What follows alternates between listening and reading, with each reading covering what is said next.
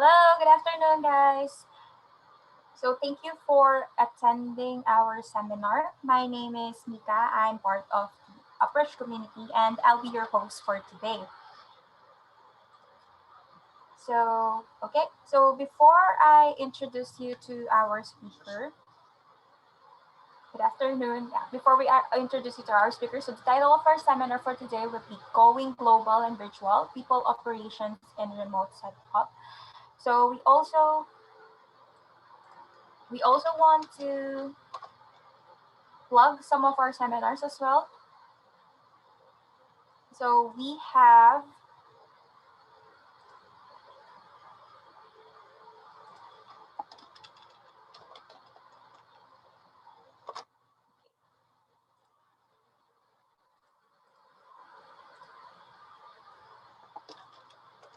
the okay. So for our other trainings, we have the training on demand. So this is one of our trainings that we offer to our um, patrons or our clients. No, this is a one-on-one session. So if hindi kayo naka-attend ng mga webinars namin na public, you can also request us for a one-on-one webinar.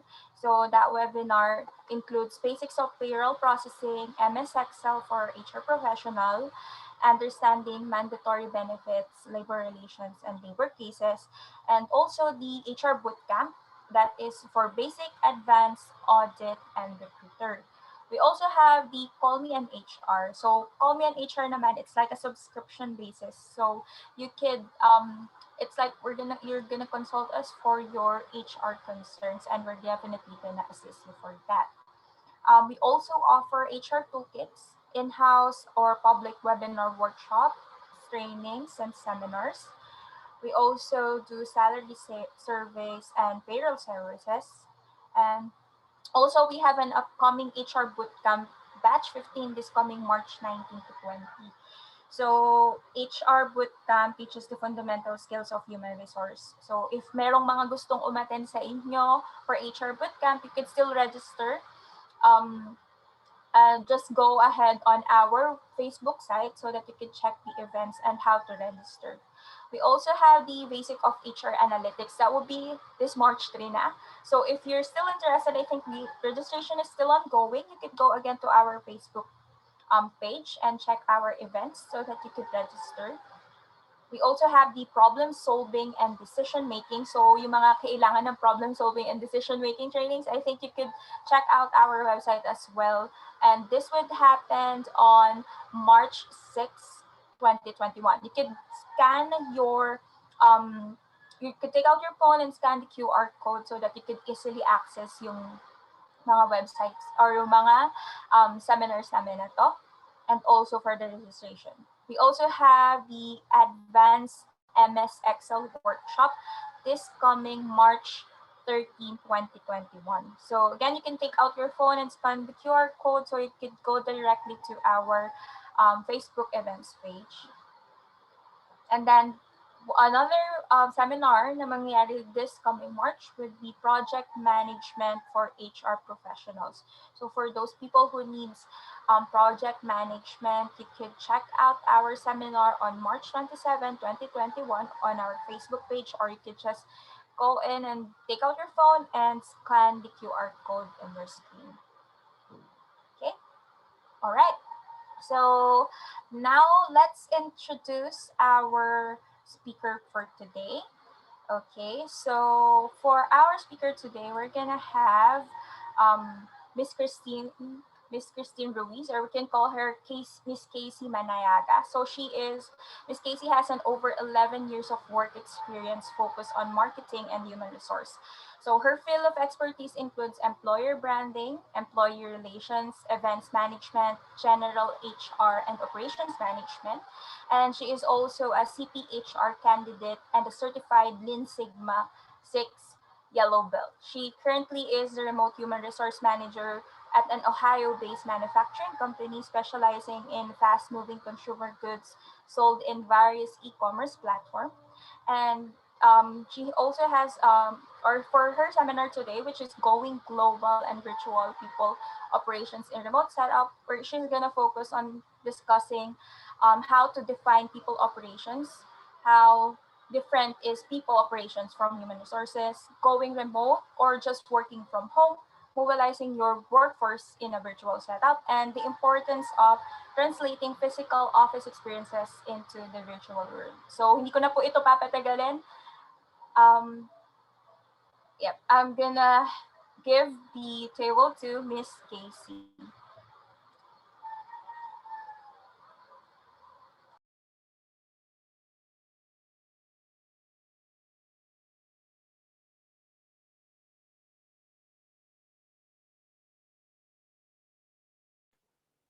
There you go. Hello everyone. Magandang hapon po. I hope you guys can hear me. Kung malinaw po, kung pwede lang, pa-one sa chat box para lang sure na naririnig ako. Yay! Thank you so much. Well, before I start, I actually want to say thank you to Miss Rona, Mika, Jane, and the rest of the Oprush team. Thank you so much for inviting me today for this free webinar. It's very surreal. Before, way back in 2018, I was one of your students in the HR boot camp in Makati. I remember it so vividly. And now I'm here giving you this webinar session for this afternoon. I hope, especially to those na mga bago pa lang sa HR or sa people operations, I hope you guys would learn a thing or two for today. So thank you so much. Okay, actually, before I start, I want to interact with you first. No? I want to know kung ano yung mix ng audience natin today. First off, may I know if there is a foreigner in our list of attendees so that I'd know if I'd be changing the language that I'd be using for this afternoon? Meron ba? Mukhang wala naman, ano? Okay, sige, proceed. Meron po ba sa atin ang currently member na ng remote team? As in, ever since nag-start siyang magtrabaho, ang office niya ay nasa bahay lang. Meron ba? Kung meron, pa-one naman po dyan sa ating chat box. Meron ba? Ayan, meron. Si Jane. Ayan. So at least merong nakaka-identify ng mga terms later, no? And then ngayon, I also want to ask, ilan sa atin dito ang nag-shift from office to biglang working from home? Marami ba? Ayan, madami-dami. Ayun, thank you. Anyway, I ask these questions because it's really crucial for the topic, no? And ayun nga, mukhang mas marami yung nag-work from home compared to nag-start from working really in a remote setup. So salamat po. Now I'll be presenting my screen. Give me a moment. And I hope everyone can see my screen now. So for today's topic, this is about how we go global and go remote, and having that people operations aspect in your organization despite the setup. No, so today's topic, just like what Nika mentioned earlier during the introduction, I will be focused on three things. Number one, of course, giving you the definition of people operations versus human resources. May difference nga ba? Ano ba yung difference, and kung meron man, bakit siya importante or bakit siya makakaapekto sa decision making mo as the people officer or HR officer in your organization. Number two is going remote or just working from home. Ano din yung difference? Of course, importanteng distinction din yan because that would definitely define how you will mobilize your workforce in this kind of virtual setup. And then lastly, some things that I would like to share with you, the methods that I've been using ever since I started off my career in HR. You need to understand the importance of translating those physical office experiences in the remote world or in the virtual world, rather. Alrighty. So I want to start off by sharing with you my journey from HR to people operations. Actually, when I began working, I started off in marketing talaga, but it wasn't the usual marketing because I was focused in making sure that we promote our company within the organization or yung tinatawag nating internal branding. This is really targeted to make sure that the employees would be engaged in the brand of your company. That being said, naiintindihan ba nila yung mission, vision, core values ng organization? So I did that for the first 5 years that I was working. And then I decided to finally switch to HR, no? And that's where I started with freelancer.com. It's another technology company based in Sydney, Australia. And then moving forward, I started to be part of different kinds of startups within the metro. And later, you will find out why it's actually crucial, because there are certain things that made me realize that the distinctions of the organizations I joined before actually honed me or hinubog nila ako in terms of how I provide different kinds of strategies, shifting from HR to people ops, being strategic and being very people centric with my current role as a remote worker. So for the past 11 years, this is the kind of visualization that I have from all of those experience. If you can see my screen right now, this is a Venn diagram, very easy to understand. I hope it has, of course, the left side wherein you'll see the three companies that I joined, which were very focused on corporate specialized roles, wherein I made sure that I would just handle one or two facets of HR, and then I would execute it throughout the organization. So yung role ko before with the first three companies that I've worked with, very ano siya, very specialized kumbaga. I only made sure to manage maximum two facets of HR, no? And then for the right side, if you can see, I was with First Circle, Snapcart, and Upload. These are actually three startups based here in Manila. All of those are startups, and my role there were very strategic, and those are generalist roles, no?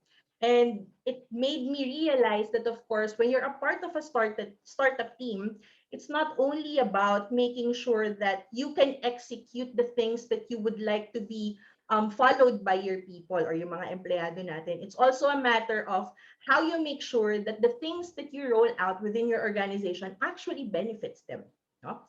And then finally, now, sa gitna ng Venn diagram, I'm currently the remote HR manager of the Insun Group.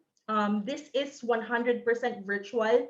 We never saw the team physically. We didn't have any chance to see the team ever since I started.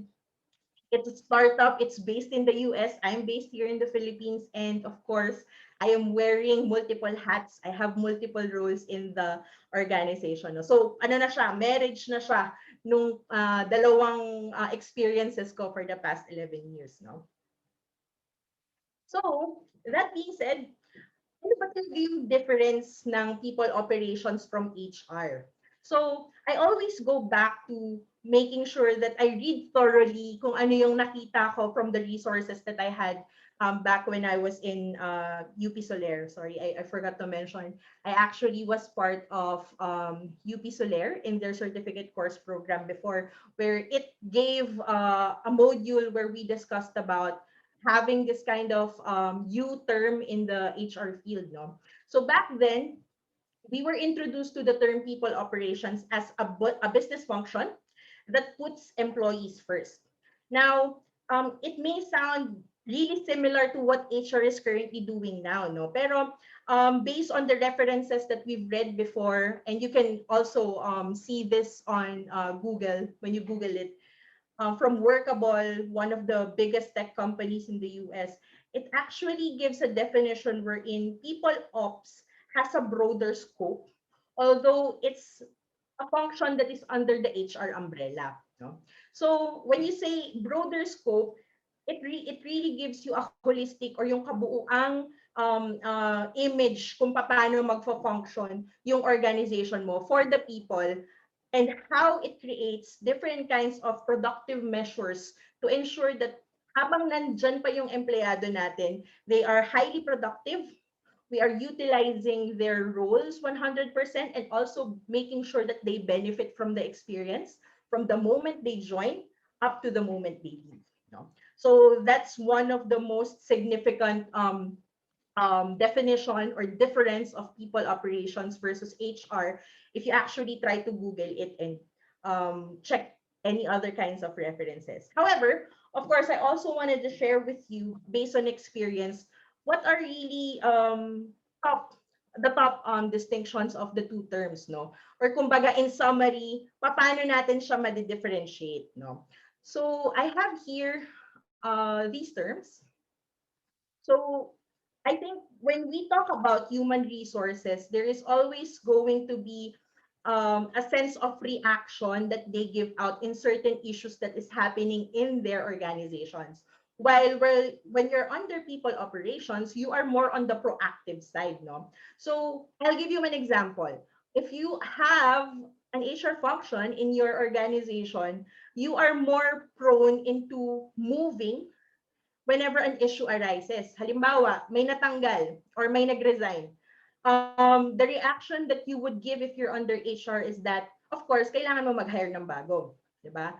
Be it kung ano man yung recruitment process ninyo, coordinate with the hiring manager, post a job ad, etc., etc. Right? And then kapag people ops naman yung mindset mo, you actually don't wait for those instances to occur. From the get-go, you start to think about methods on how to improve your current recruitment practices and make sure that your current workforce really likes what they're doing or perhaps improve from what you're currently doing. No? So that's one of the key differences of HR from people ops. Next, execution, more on HR, and then strategy and tactics under people operations. Now, for execution, there is really one thing that I like when I work under an HR team, no? It's the part wherein you're focused on what you do. So you have this mindset that, hey, I need to make sure that at the end of the day, if I do payroll, I execute payroll completely accurately and make sure that ililimit ko yung mga possible disputes na pwedeng mag-arise, no? But of course, when you're dealing with strategy and tactics, in an organization, you continuously check if your processes are still relevant and correct. No, I'm not saying that when you're under HR, especially if you're doing those crucial parts of HR related to comp and ben and payroll, that you don't do that. Actually, kayo nga dapat yung mas mabasa, di ba? But in terms of people operations, doing this strategic methods in fixing your procedures, it's more on making sure that we are actually going above and beyond with the current practices. No? How are we going to make sure that the current procedures that we have in place can also be flexible in the future, right? For instance, tulad ngayon, ang payroll natin, baka mamaya we're doing it at the office with the usual Excel sheets. And then bigla tayong nag-shift into work from home. Baka may restrictions yung sharing ng file. How do we do it kapag na ganun na yung setup natin? Are we equipped in doing it actually in a different setup? That's one of the key things that people operations can strategize and provide tactics to. Okay? And lastly, HR is very linear, and this is one of the things that I have noticed when I was still under an HR team. No, we used to have this notion that HR is very disconnected to the rest of the organization. Meron kasing stigma that when you say HR, medyo nakakatakot, intimidating. We manage the confidential files and all. Nawawalan ng regard yung ibang tao na, of course, we also wanted to make sure that alongside that confidentiality, we can still share some sort of transparency in the organization. Now, when you say people ops naman, we deal with things very differently. We are most of the time coined as very agile members of the team. I know that when you hear about agile, I think it's a technical term, no? More on technology teams use this. But of course, the term agile is really based on how flexible the people within your team actually can be in terms of different kinds of scenarios, no? So I'll give you an example. For instance, if you have a team member who's really knowledgeable on how to do the paperwork, the compliance, and other documentations for governance, baka hindi siya yung tipo ng tao na marunong mag-handle ng people side na issues. For example, biglang nag-rant si employee sa kanya and biglang nag-iiyak siya. Hindi lahat ng tao can manage that kind of scenario and distress that kind of dispute, no? But for people ops, they have this certain agility wherein they have that sense of technical skills, yet they also have that balance for emotional skills. And this is something that would give an epiphany for practicing HR officers in the organization, no? I think it's also one of the key things that we need to practice much more often. Because of course, hindi lang dapat tayo naka-base sa technical skills, but also on how you deal with those people experiences within your organizations. It will give you a lot of information if your team is healthy, if they're doing well, if they're still engaged, and of course, if the things that you actually provide for the team actually make sense for them. Okay? Okay. So far, do we have any questions? Sorry, I can't see my screen. Do we have any? Hold on.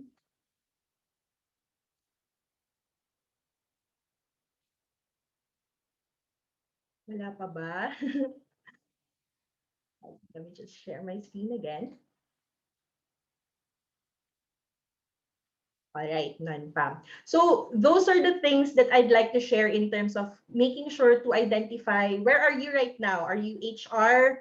Are you people ops now? Actually, most of my colleagues tend to ask if there's really a matter of bearing, kumbaga, or meron ba tayong relevant experience kung may magkaibang term ng HR sa organization nyo, no? And here on the next slide, it's actually more on the approach that makes the difference. I've been following Evelyn Andrespok of Toggle. She's one of the most renowned remote work expert in the field right now. No, she's based in Estonia. Her belief is really refreshing because in a way it makes us understand how different our skills from other HR practitioners are. So ang sabi niya, people ops it's not so well. The difference is not so much on the daily tasks, but it's more on the approach of the members of the team. So that's also one of the reasons why most of the time when you hear about people operations, yung mga members ng teams na yon or the practitioners that take this kind of path, they also have a different background aside from HR. They can be from operations, they can be from marketing, they can be from sourcing or recruitment if the recruitment sourcing is not under HR. May ibang field sila na tinake before, no? And that gives them an advantage because at least they have a different sense of seeing things on how their business operate in different departments. And also, that is one way to promote innovation within the teams in this kind of setup. How would people approach, or how would a certain department approach for the things that we would like to implement? No? And of course, it would also give you a sense of belongingness because, of course, you would understand why certain teams in your organization has that certain behavior. Alam natin kapag nagre-recruit tayo, we have that unknown bias sometimes. And of course, malamang karamihan din sa atin, we have that kind of experience, no, na during our days in the office, mapapansin natin, ay, yung tech team, parang sila yung pinakatahimik or sila yung medyo mga introverts. O yung mga taga CS, yung customer service, sila yung pinaka-bubbly, sila yung madalas mo makikita sa social events and such. And it's actually a very crucial behavioral data that you can take because of course, that's also one way to tailor fit your approach to the different issues within your organization. No? So, okay, let's move forward. Now, possible ba na magka-hybrid? May HR ka and may people ops ka. For the past experiences that I had, I can definitely say that yes, it's possible. especially during this remote setup. No, right now, as a member of a remote team, we also have different methodologies. So talagang makikita natin organizations actually have their own ways on how they would prefer to have their people experience managed by someone, no, in their business. So an example that I can give you for a hybrid setup is with my current employer. um, we believe in the methodology of EOS, o yung tinatawag naming Entrepreneurial Operating System. It's a different business methodology, but it has been running for a while in Los Angeles, California. So we adapted it.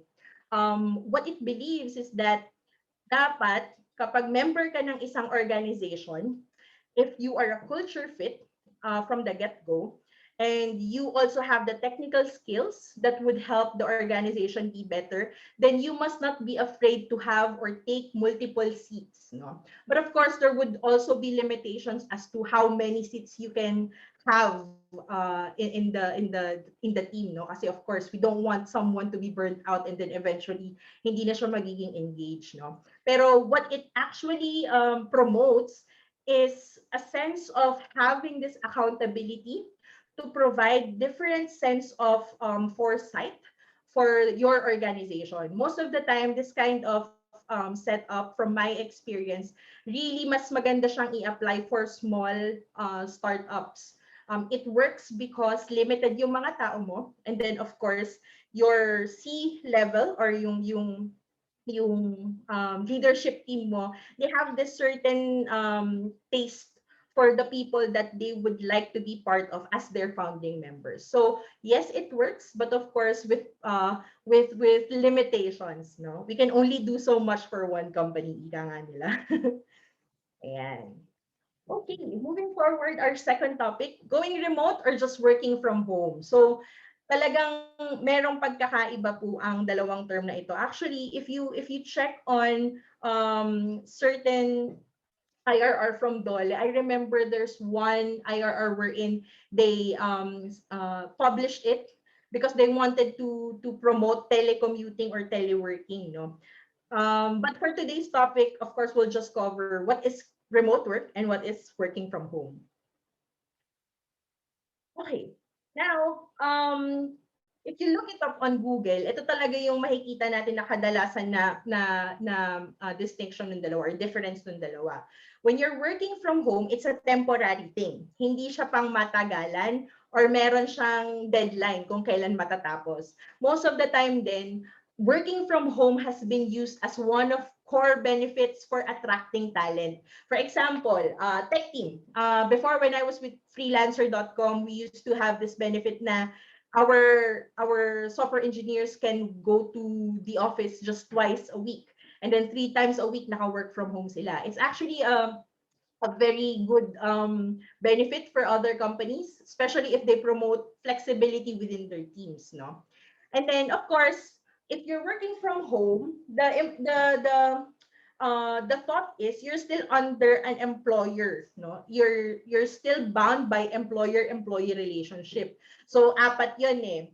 It's with the schedule of your payment, the schedule of your work, merong say si employer kung ano yung mga code of conduct, and of course kung bakit ka matatanggal or kung may kapangyarihan si employer kung bakit ka matatanggal sa company nila, diba? Now, for remote work, this is actually a trend that has been happening for a while now, no? Especially with the introduction of different kinds of online platforms that give a chance to different countries or different freelancers across the globe to work on short-term projects. Now, if you talk about remote work, from the get-go, you are not working in an office setup. As in, wala talaga. Meron yung iba hot desk, pero it's still not 100% owned by the company. Yan, mga ganon. Remote work happens depending on the nature of the organization and even based on the nature of the role that you're looking for, no? So kadalasan, because of the high flexibility that this has, ito yung setup na hinahanap ng ating mga freelancers or gig workers. They can literally work anywhere Kahit sa beach, kahit saan, as long as they have their equipment and they have a stable internet connection, okay sila to work. Okay? Now, since mas marami sa atin yung nag-shift from office work to working from home, I have here some of my tips, on how you can make sure that it works for your company, So adjusting to this kind of setup is really difficult if previously you haven't invested on these top four things for your team. Number one is your technology and equipment. When I was still with Uploan last year, this was one of the things that I'm proud of my team that they have done. No? Ang practice namin, and I'm sure ito rin yung common practice na ginawa most of the employers ng Pilipinas. No? What they did was they mobilized their IT and office management team and make sure that all employees would get to have their own set of equipment. And then, if we find out na wala silang internet connection, then we provide them assistance on making sure that they apply for a line connection so that we can continuously have a method of working together despite being off-site. No? And then, in terms of technology, it would also encompass gaano ka-secure yung security natin with all of the things that we have set in place. Yung Google Suite natin, anong klaseng business account ba siya? Is it equipped with whatever we need to work remotely? And also, of course, the security in terms of how secure your work tools are. How sure are we na hindi siya ma-access ng ibang tao easily, no? So those are just examples of technology and equipment investment. Also, you can consider sending out your office chairs, office tables to make sure that it works out for your team. No, we also had that kind of experience, and of course, bonus din siya if your company is not struggling financially. No, so make sure that you are grateful with your employers, especially if they go the extra mile and do those things for you.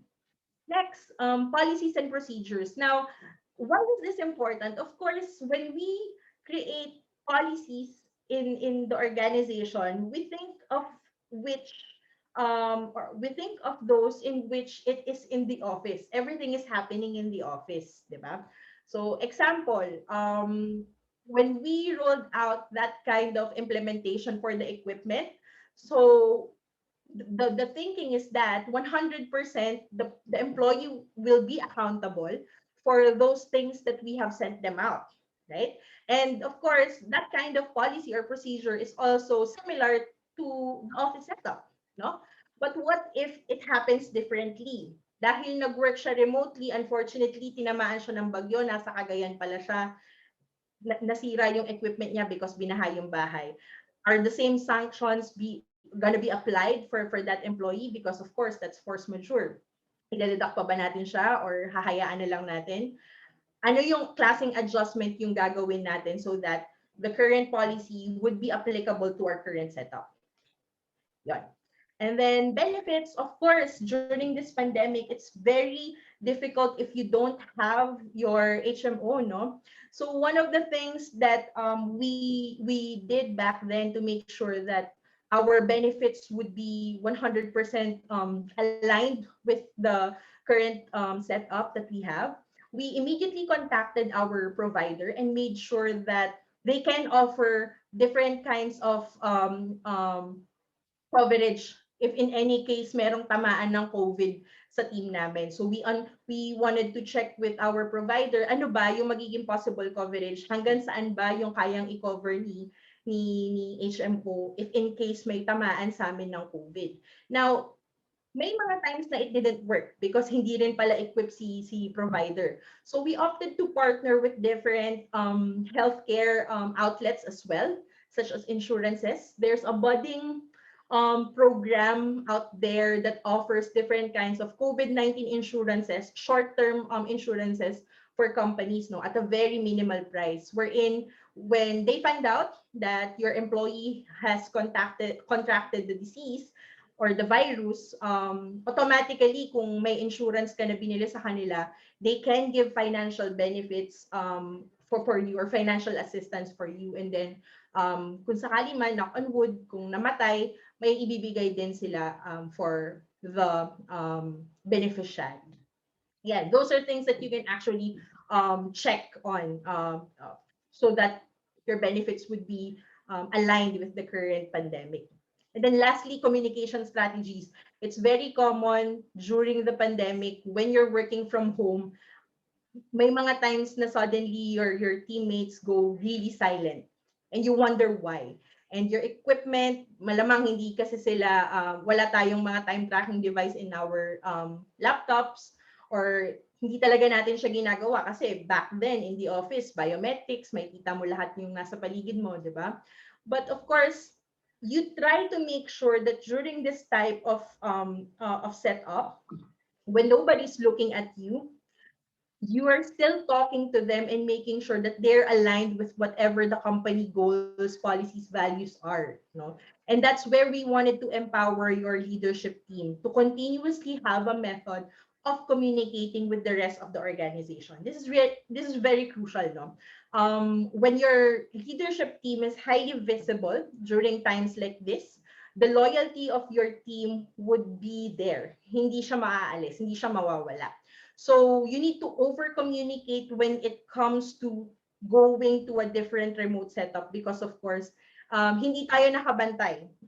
It happens. It really happens. And of course, there are also times that we struggle to communicate because unfortunately, hindi din pala nag-work yung mga internet connection natin, di ba? But of course, if you have that kind of strategy set in place, we can lessen or even eliminate that kind of disconnection when you start to shift from office work to remote setup. Okay, moving on. Right now, I'm a part of a remote team. So, it's really different because, of course, may iba-ibang personalities yung mga members of our team because we're scattered across the globe, no? But of course, we also want to make sure that we have things set in place that would still promote the sense of culture, security, and procedure, no? Even if we have that type of flexibility that we like. When we talk about software and security, of course, our team members can work anywhere, and it really scares us. That's why, as common practice, we make sure that we invest on security software and programs that we require our team members to download in their own equipment, no. Pero in return, of course, we want to make sure that we also compensate them because it's their own equipment. So it's just, of course, making sure that our data won't be compromised, especially in the type of industry that we're in. Madaming competitors yung client namin, and we want to make sure, of course, that at the end of the day, we still have that sense of accountability within our team, even if we have that flexibility. Culture building. Right now, in remote setup, kahit na wala kami nung employer-employee relationship, what we want to make sure is that they feel that sense of belonging. That's why we still manage to create different kinds of contractor engagement programs. We don't use the term employee, contractor engagement programs, because we still want them to feel connected with us in a way. Because of course, we also want to make sure that they are ambassadors of our brand, di ba? Na hindi naka-mindset sa kanila na, okay, tatapusin ko lang to for 4 hours, total, freelancer lang naman ako, and then after nun, I leave. No, we don't want that kind of mindset at all. We still want to make sure that they have that sense of belonging to a team. And lastly, we do have policies and procedures. Why? Because I'll share a story. There was a time where I had a meeting with one of our software developers, no, and he's based in Ukraine. He literally took my call, which was a very crucial call because it was about his pay while he was skiing. It was fun, yes, but of course, it felt like he wasn't taking things too seriously. That's why when it happened, we started to create policies wherein if you're going in a meeting, we want to make sure that we still follow some sense of decorum, wherein you're in a room. closed environment, hindi maingay, so that we can still respect each other's time and, not go into circles trying to understand bakit ang ingay kasi nag-work siya dito, nandyan siya. And, just have this respect for each other's time and environment, no?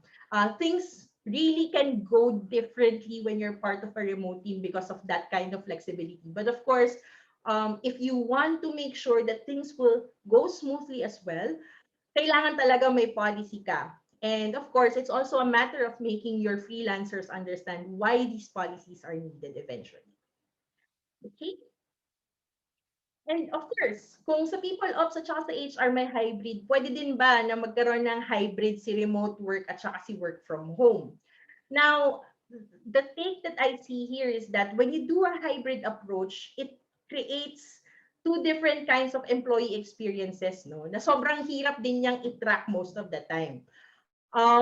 Just like for freelancer.com, when I was still with them back in 2016, we had that kind of setup. We have those things that can be given to certain employees.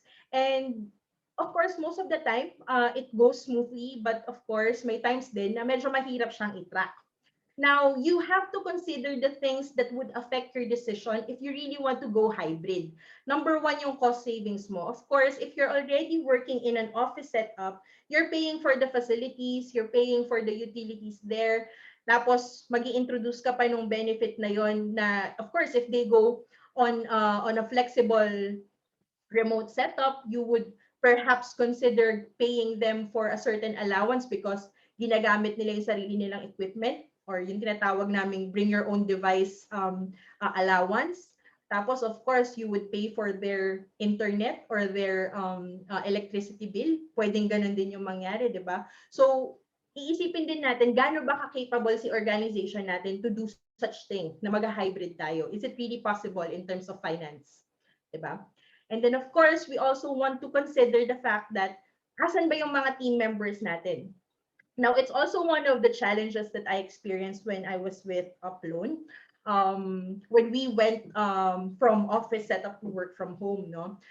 Biglang umalis ng city yung mga team members namin. And unfortunately, there are times, of course, na doing administrative tasks, kailangan mo magpapirma ng stuff or ng mga documents, kailangan mo magpadala ng something. It's a challenge in terms of logistics and also magastos siya financially kasi of course you'd consider the safety in making sure na dadating yung mga ipapadala mo dun sa mga lugar kung saan siya dapat mapunta, no? And when you think about the demographics of your team, of course, you also want to make sure that magiging seamless yung communication ninyo, not only in terms of virtual, but also in terms of the time na kakailanganin nyo nang bumalik dun sa office setup. Viable pa ba sa kanila? Baka naman manggagaling pa sila ng Bicol tapos nasa Manila yung office natin. Mahirap din kasi it would definitely take them time to return to the office, right? And then lastly, of course, going back to the same facet of HR, no, yung governance or yung pag create natin ng policies and procedures. If we go hybrid, how sure are we that the things that we have written in the handbook or in our procedures, flexible ba talaga siya? Appropriate ba siya? And masusunod ba siya? What is our sense of tracking for accountability kung we choose to be a hybrid type of work setup? So these things are actually very easy to anticipate if you know how, if you have that sense of familiarity, no, on how your organization already functions. So that is one of the things that we like about people operations because, of course, you have that sense of foresight, the sense of anticipation that you can build even before this kind of thing happens, even before pandemic has come. Okay, now on the last part of our webinar today, I wanted to share with you the importance of translating physical office experiences into the virtual world. Ang hirap, malamang madaming naka-experience natin. How are we gonna do our town hall sessions, our events, our training programs in this kind of setup. Challenging talaga siya. But of course, we want to consider, saan ba nanggagaling yung challenge? Baka naman, as HR practitioners, kaya talaga natin siyang gawin, di ba? We have this sense of resourcefulness, kaya tayo nandito sa position na to, di ba? So, going back, we need to consider, are we equipped in terms of the things that we have given to our employees and yung technology na meron sila ngayon? Stable ba yung connectivity nila, yung equipment, may ergonomic furniture ba sila, the noise at home, kaya bang i-manage, yung security natin, gaano kadalas ang file sharing, and how can we eliminate the the the the instance wherein mamamali tayo ng pag-share ng file, no? That's very crucial. That's one of the challenges that I see in terms of going virtual for such events. And also yung engagement and communication. Ayun nga, tulad ng point ko kanina, what do you do when nobody's looking? No? How are we going to ensure that you are focused and you're committed? Paano natin tatargetin yung engagement and communication? In a way na hindi din sila mafo-force na sumagot because you're communicating too much, right? And then of course yung adaptability. It is a test in 2020, makikita mo talaga sino sa team members mo yung challenged in terms of tech, adapting dun sa skill set na yun, no? Sino yung medyo behind in terms of understanding how things work, especially in navigating certain sites and certain softwares. And then, makikita mo din kung sino yung mga members of our team na talagang sanay na sanay sa traditional office routine and unfortunately cannot keep up with the new setup, which eventually will affect their performance. No?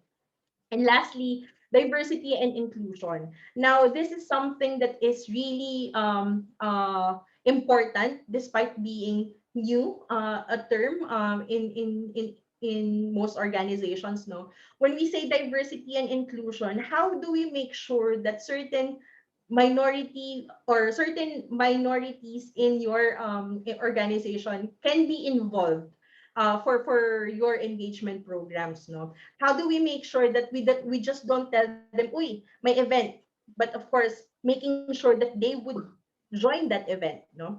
An example of which is that yung mga team members natin na merong advocacy in terms of mental health projects and programs. That's one of the key things in diversity and inclusion, no?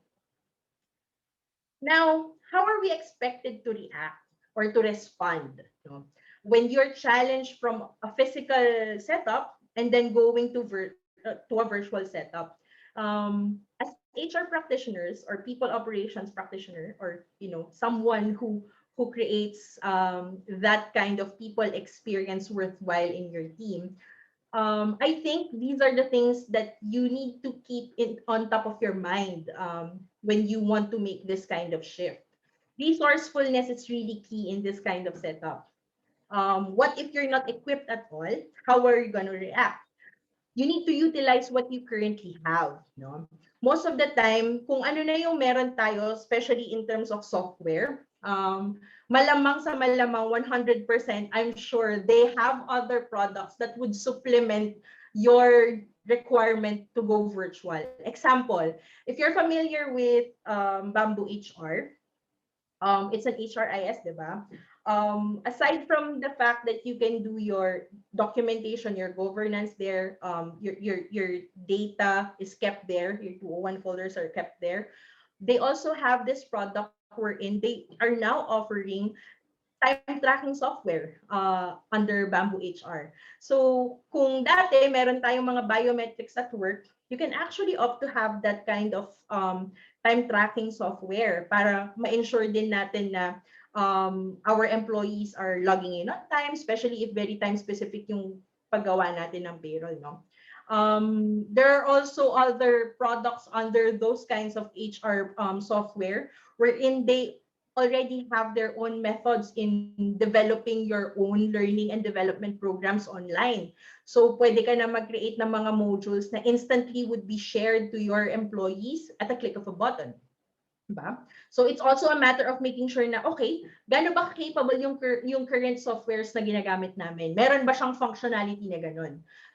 When you talk to the account officers of these softwares, for sure may i-offer at i-offer yan sa inyo. So resourceful. Of course, there are lots of ways for you to practice resourcefulness naman, no? But of course, these are my my 2 cents.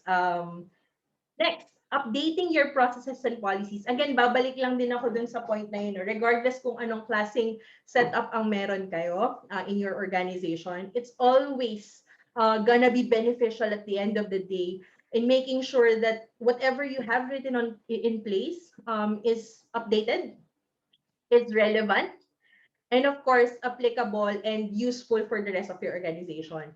If adjustments are needed, gaano kabilis natin siyang ma-i-implement, ma-roll out, at may intindihan ng mga empleyado natin. Enough ba yung security measures as well for your business? Naiintindihan ba ng lahat ng empleyado natin kung ano yung current practices na ginagawa natin and bakit natin siya ginagawa? Next, visible management and clear goals. Now, this is really important if you're in a virtual team because, of course, you want to have that sense of routine.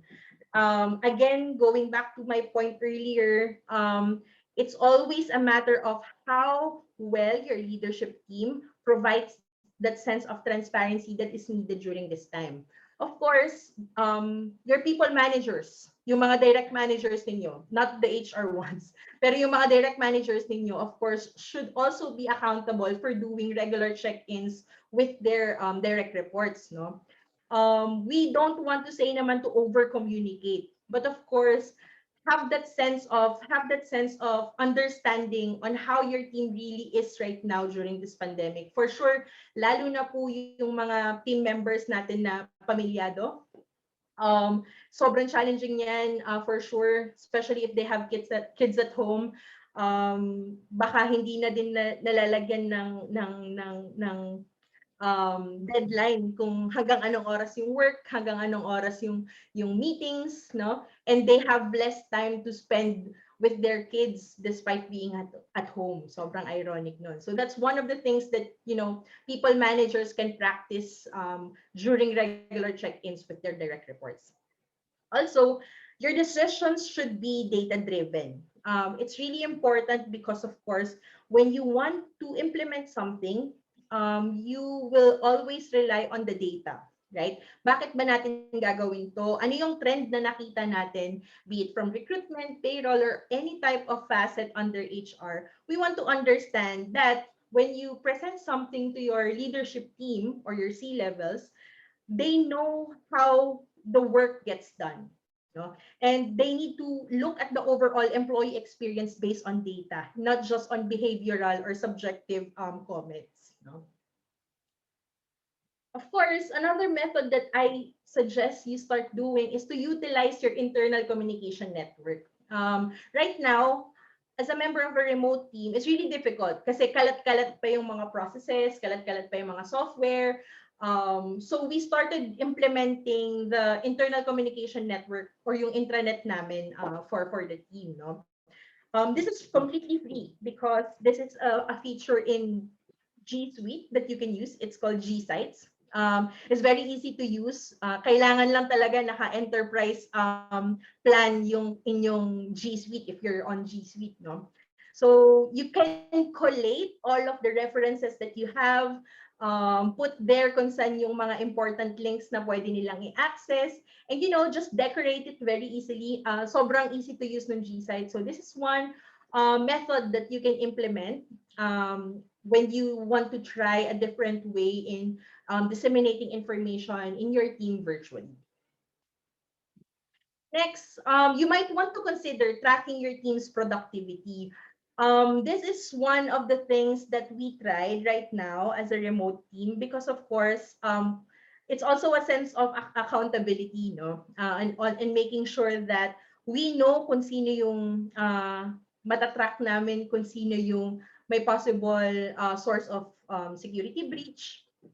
or if you want to understand kung ano yung behavior ni freelancer virtually, no? Is he really working or is he just online for the sake of payroll? Now, medyo sensitive siya in a way because of course, if your team is using their own equipment and you would introduce this type of software, it actually has different kinds of capabilities to also screen grab the active windows of your contractor's equipment, no? So baka dun sa screenshot medyo ma-turn off siya, and that might be a deal breaker for some, no? Pero of course, there are also other ways to track your team's productivity. It can be virtually via other applications such as Hubstaff, wherein it has less capability compared to Time Doctor, no? Pwedeng wala yung screenshot niya or pwedeng ma-deactivate. And it's also one way for you to make sure that you understand your team's schedule. Kasi makikita niyo doon kung ano yung tasks na ginagawa nila, where are they right now, how many minutes did they spend on actually doing a certain task. If it's taking too long, then you would understand, or medyo maa-alert ka na, oh, how can I help you with that kind of task that you're working on, no? And lastly, of course, we need to invest on really going virtual. So these are the things that are very common nowadays, no? Workshops, trainings, webinars, and also even events, team building events, no? A lot of our current partners, for sure, has that kind of product coming up. Na halimbawa, you want to activate a certain product, they can do digital product activation or launch of a campaign. It can also be done for your people experience programs or implementations, no? There is a website that we highly use at work right now. It's called teambuilding.com. It's an international based company wherein ang gagawin lang talaga nila is to help you host fun employee engagement programs online. So may mga digital scavenger hunt, may mga online bingo games and such, no? But of course, again, resourcefulness is key. If you have a set of HR practitioners or HR team members, people team members that are highly resourceful and reliable, pwede nyo naman din siyang gawin over Zoom or other platforms, no? But the point here is that during this time, your employees are in much more need of engagement activities. So please also consider the fact na if you want to try to turn these kinds of experiences into the virtual scene, we also want to make sure na kung ano yung mga gagawin nating activities would be relevant and would be beneficial then for their careers, no? So hindi lang tayo puro palaro, of course. We also want to make sure na yung makukuha nila from these investments would benefit them for the long run. That's about it for my presentation. Thank you so much, everyone. I hope you guys learned something from the day. And I want to thank again the Oprush team. I will now stop sharing my screen. Thank you so much.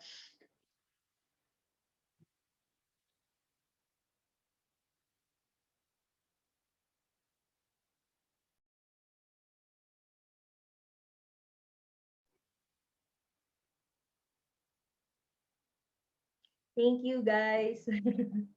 Reading the comments right now. Thank you.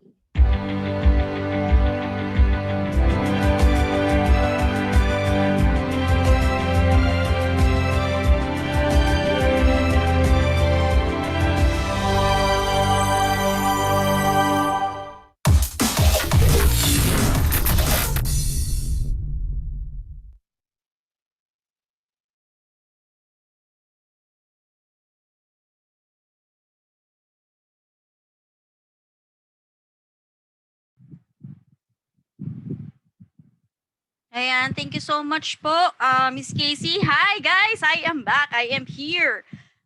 Taking over from Mika, one of our team members here in Uprush, ayan po. Hello, good afternoon po. Isa-isahin ko lang po muna. Meron po akong nais pasalamatan mula po dun sa ating page kasi po tayo po ay naka-live right now at our Facebook page. So gusto ko lang pong pasalamatan. Ay, wait lang. Napakaingay ng aking boses. Pasalamatan ko lang po yung mga nag-send po sa atin ng stars. So si Miss... Ay, wait. Isa-isa. Konti-konti lang po ang pag-comment. Hindi ko kaya. Thank you po kay Miss Emmy Dalusong. Nag-send po siya ng 45 stars po kanina. And I would also like to thank po si Miss Louise Diana Lopez. Ayan po. So Miss Emmy Mercer Dalusong, 45 stars, and Miss Louise Diana Lopez, 45 stars. Maraming salamat po guys. Na-miss ko po kayong lahat. Na-miss ko ang pakikipagchikahan ko sa inyo every Saturday. So hopefully ay natutuwa naman kayo na nakikita ako ngayon. Hopefully. Okay, good afternoon po dun sa mga nasa group chat po natin ngayon. So guys, for those who are in our in the Zoom room po, if ever you do have questions, please put it down in our group chat and we will discuss it later. Para naman po doon sa ating mga nasa pages po, just comment your question po, and one of our team members will actually monitoring that and will include that in our question and answer portion. But before that po, ayan, before that, let me just discuss to you. Dali lang. Ang hirap nito.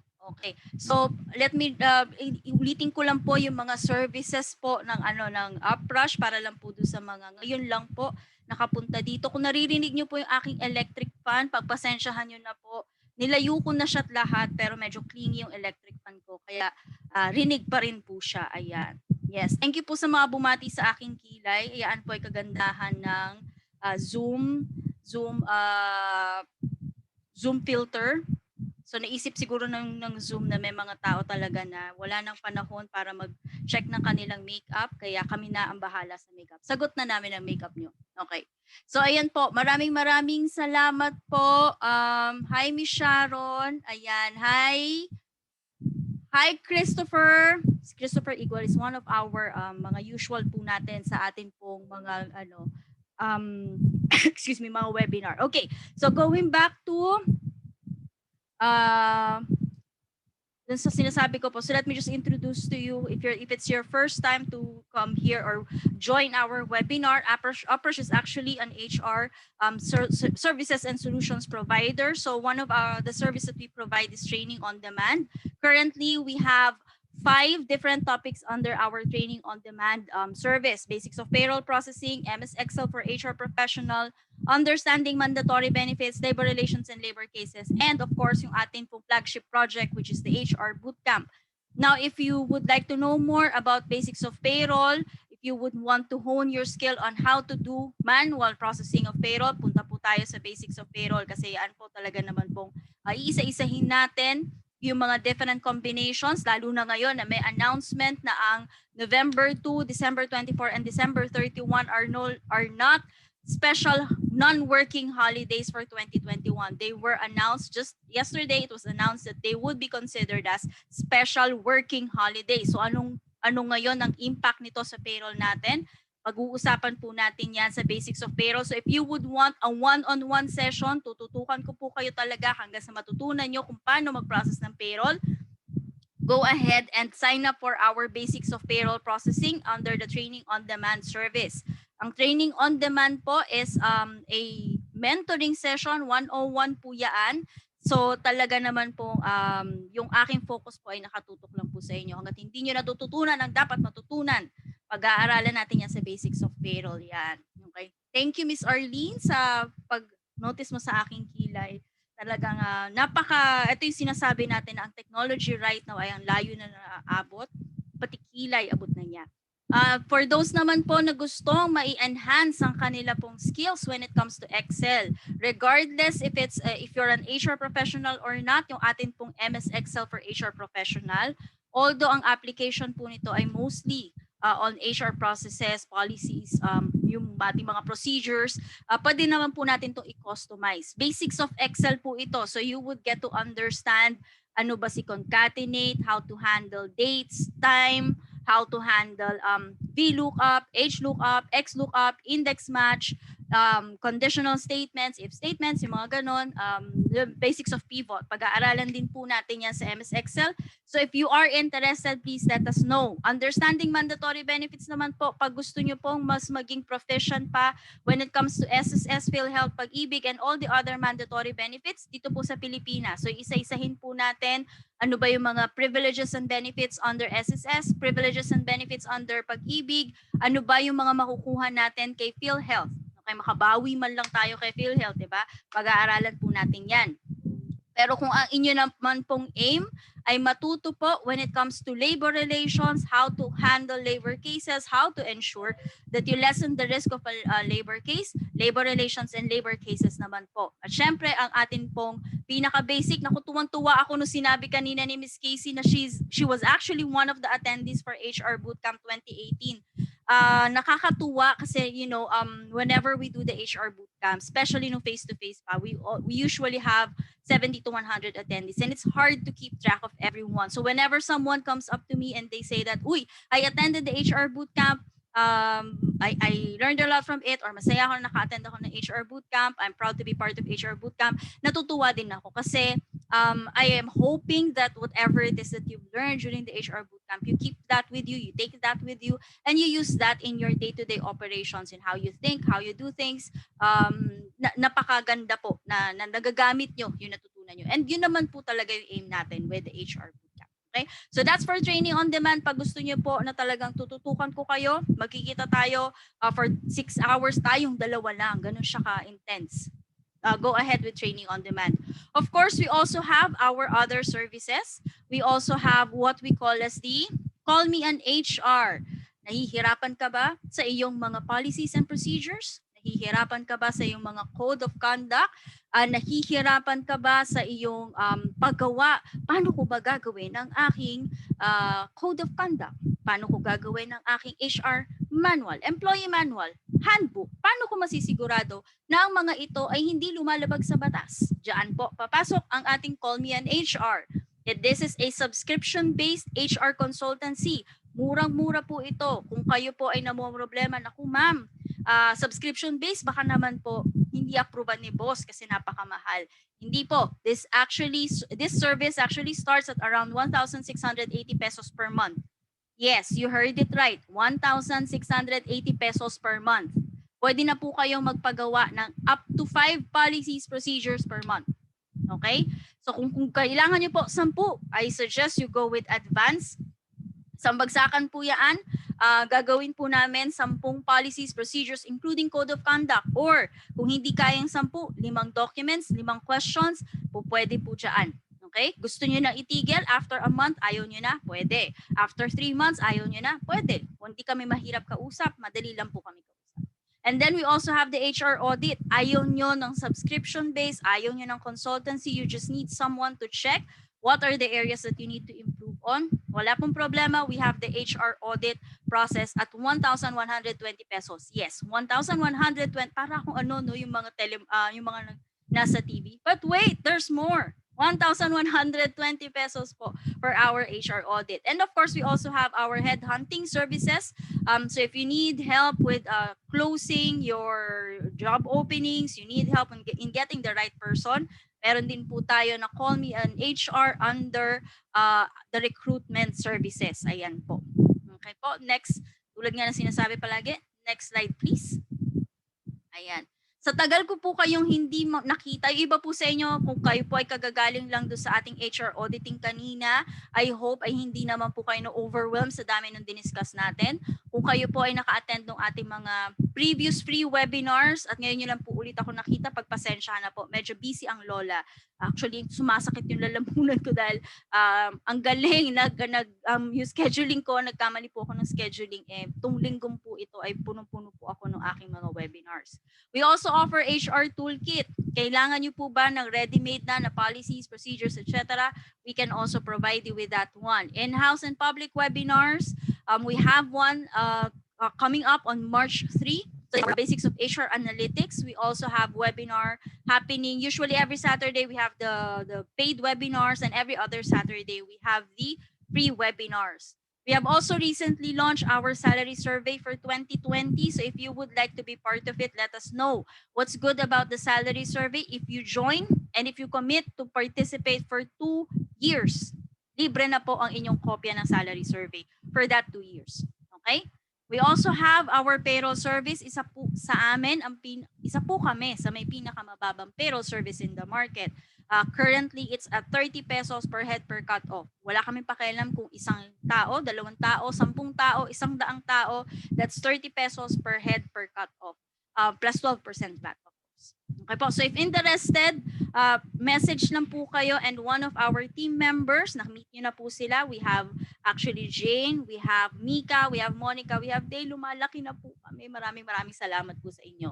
Okay? Next slide po. Aside from that, we would also like to encourage you to attend our trainings. Ayan. So March 19 to 20, yan po yung sinasabi ni Miss Casey, guaranteed, worth your time and investment. Ako salamat. Maraming salamat, Casey. Batch 15 na po tayo. Okay, so if you would like to be part of batch 15, this is happening on March 19 and 20. Just take out your phone, scan the QR code that you are seeing right now para makadiretso po kayo doon sa details. Or you can also email us at support@readyrightnow.com to be part of HR Bootcamp. What's with HR Bootcamp? This is a 2-day webinar wherein we discuss the basics of HR. This would include talent acquisition, compensation and benefits, learning and development, as well as employee relations. So yung pinaka-basic po na kailangan nyo, this is actually aimed at our newbie HRs, mga bagong graduates, papagraduate pa lang. So just to make sure that they have everything it takes para pa nag-start sila ng trabaho, or para during interview kaya nilang sagutin yan. Ito po yung magandang webinar para sa inyo. Nag-transfer, let's say dating operations, pumunta sa HR, dating finance, napunta sa HR. This will help you ensure that you know the foundational skills needed in order to handle the day-to-day tasks within HR. Pero tulad ng sabi nga ni Ms. Casey kanina, may kaiba po ang human resources sa people operations. I actually enjoy the discussion on how the two differs. Yun talaga yung nag-stick sa akin kanina.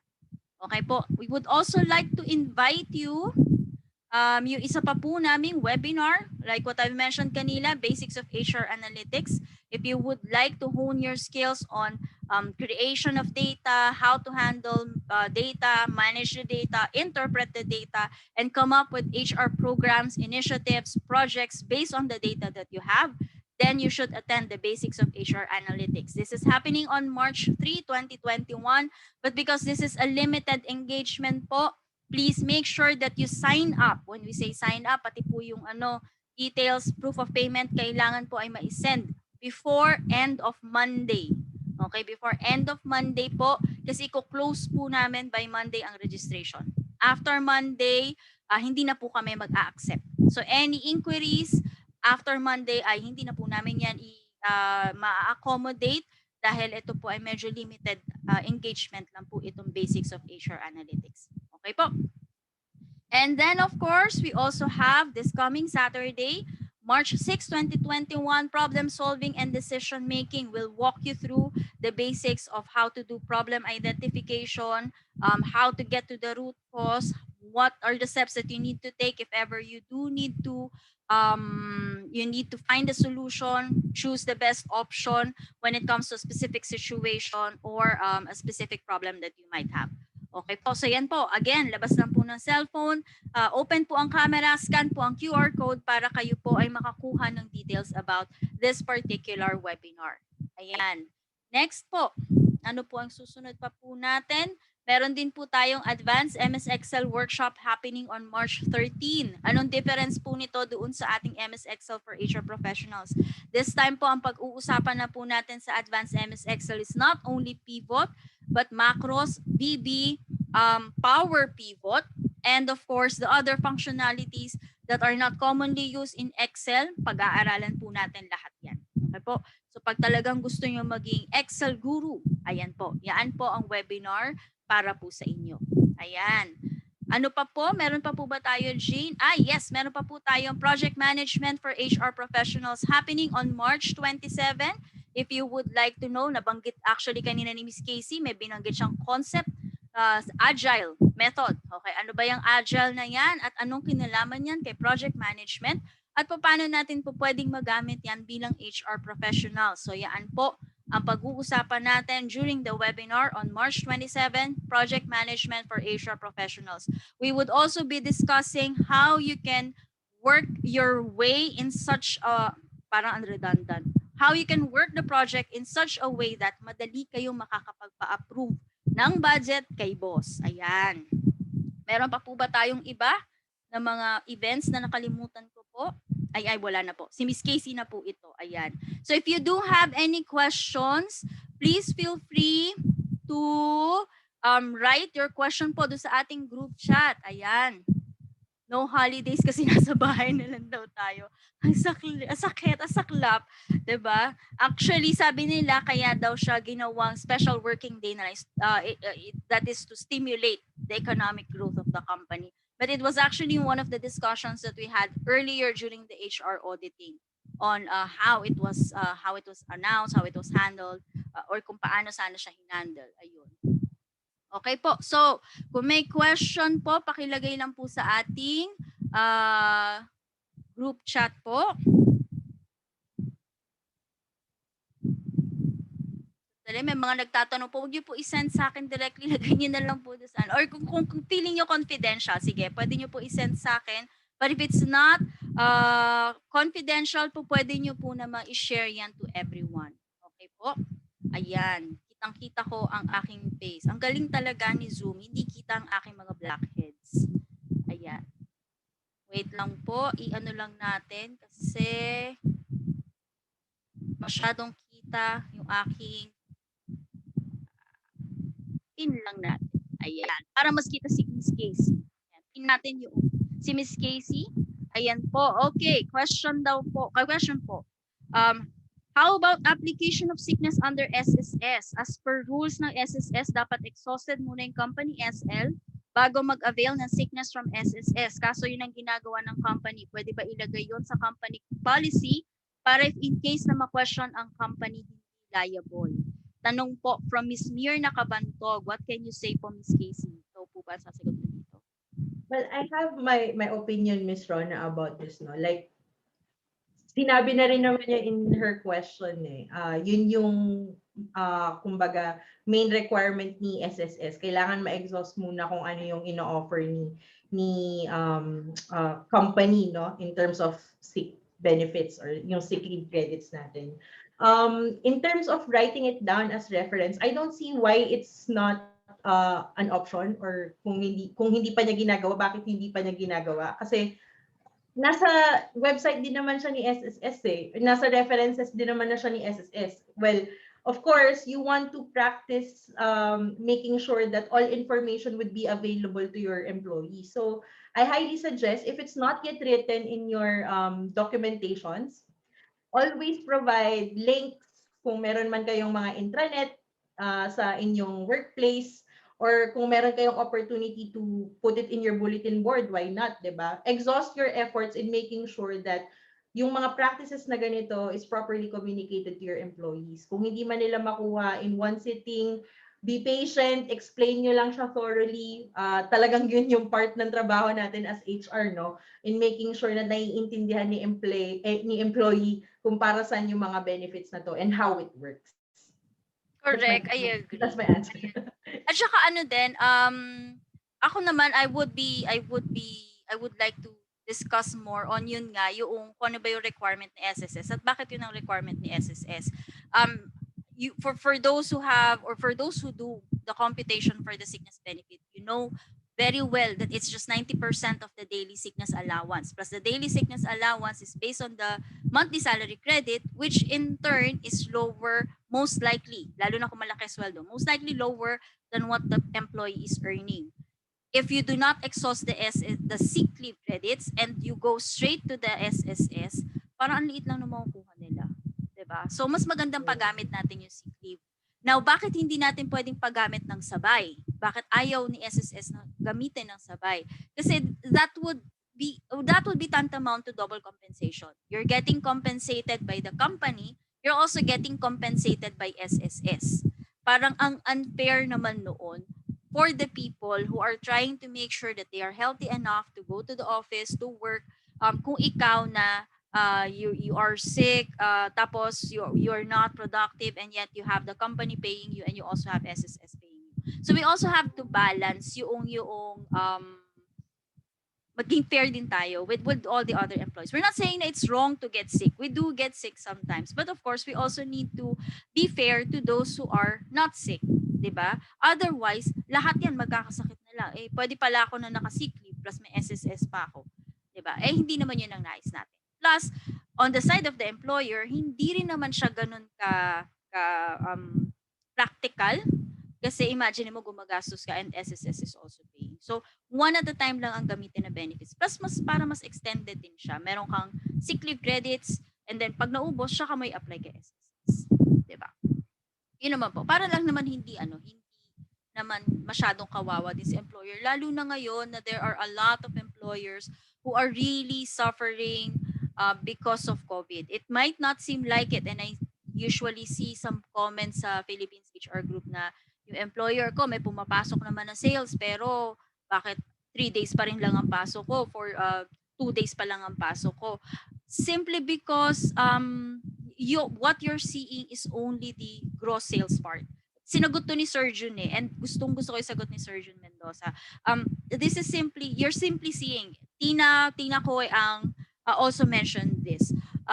You're simply seeing the gross sales, yung pumapasok, but you're not seeing all the other overhead expenses. Salary na lang, for example. You can easily check kung magkano yung salary mo. Pero kasi yung na-charge sa company is hindi lang yung salary mo. You also have the employer share kay SSS, employer share kay PhilHealth, employer share kay Pag-ibig. And then you also have the computation for the 13th month, and that's not something na chargeable kay employee. So meron pa yan, may mga additional costs pa yan. And each day that you go to the office, that's also additional cost. Even if you don't go to the office, you still have the rent, you still have the electricity, you still have, if you're in a building, the association dues and things like that. So let's be careful how we manage yung mga benefits, mga compensation, especially during this time. Patience, both sides. Yun ang kailangan natin. Patience on both sides. The rest po, napakatahimik po natin. Wala po ba tayong question para kay Miss Casey? Ganun kakagaling, Casey. Wala na sila na itanong. Thank you, HR Bootcamp. Nabigay mo na, guys. Natuwa naman ako na ano. Talaga 2018. Overwhelming. Yeah, overwhelming nga yun, Miss Rona, kasi I was pregnant nun eh. 2-day event siya. Tapos, very comprehensive. Ang daming tao. I actually thought nung una, baka mamaya hindi ako maka-keep up dun sa pace. Pero, grabe kayo nila Sir Darwin, nila Sir TJ. As in, whole venue inikot ninyo just to make sure lahat kami doon engaged and naiintindihan yung topic. So, really a good investment. Maganda. So, lalo for the young ones. Correct. So, yung mga gusto pong umattend dyan, attend po kayo na HR Bootcamp. Ayan. Well, it's a bit challenging having HR Bootcamp online. But, yung aming batch 14, lumabas yung pagiging competitive ng HR. Kasi we changed some of the aspects. So, ngayon, meron ng mga contest, may mga quiz na, at talaga naman po naglabasa ng pagiging competitive na mga HR, talagang pabilisan sila sa pagsagot. Yun, nakakaaliw. So it's not just about the learning, you also have fun. We made sure that you will also have fun when you attend HR Bootcamp. Guys, wala na po talaga kayong question. Pakababait ng ating mga attendees right now. Ayan. Ako actually, I enjoyed the topic kasi siguro kasi with Uprush, we started ng talagang, we have an office, etc. Pero way before pa kasi magkaroon ng pandemic, we were already shifting to a work from home setup. So we started na, we let go of our office, and for those who are familiar with Uprush way before pa, we started na having a virtual office na lang. Kasi we find it impractical given that we're a very small team, and the only time that we really need to be on a specific venue is if pag meron kaming mga ganito, yung webinar, seminars, yung mga HR bootcamp, yun yung kailangan namin pag-focusan. But yung day-to-day operations, we realize that it's not something na kailangan na magkakasama kami in one place. O pwede kami na working from different places. Ayan. So I enjoyed the topic, and one of the things that I learned from you is the difference between HR and people operations. Kasi right now we see a lot of companies saying people operations. So ako ang before the webinar, I thought that people operations and HR would mean the same thing, but difference pala. And mas maganda nga, oo nga naman, para mas maganda yung treatment sa people operations. There's agility, there's the, kumbaga, instead of you being reactive, it's being proactive. And maganda, ano ko rin na parang, kaya pala siya tinawag na people operations. Kasi with human resources, you manage the resources. But with people operations, you focus on how they operate, how they relate to each other, and how you can use that in order to make them more productive, more engaged, happier with what they do. Ayan. Sabi ni Christopher Igual, Peter of batch 14. Yung batch 2018, hindi kasi Peter yung pangalan doon sa computations eh.